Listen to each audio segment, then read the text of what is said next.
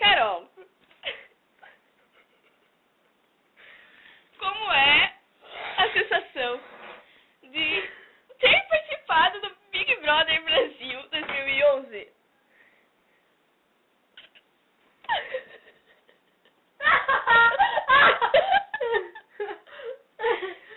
Eu nem participei. Quer dizer,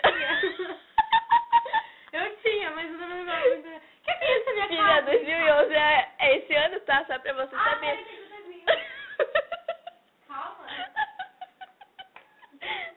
Vamos fazer a leitura das coisas, beleza? Ó, negada, esse buraco negro aqui, ó, foi a minha irmã que quebrou, ela dando um chute, beleza?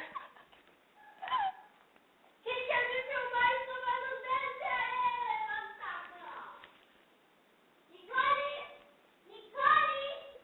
Oi, Nicole! Carol.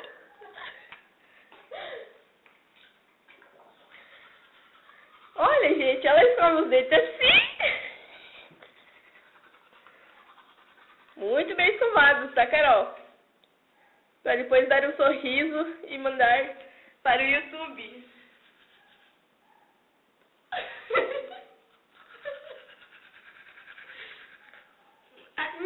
Tava falando meus dentes. Só pra voltar. Uou!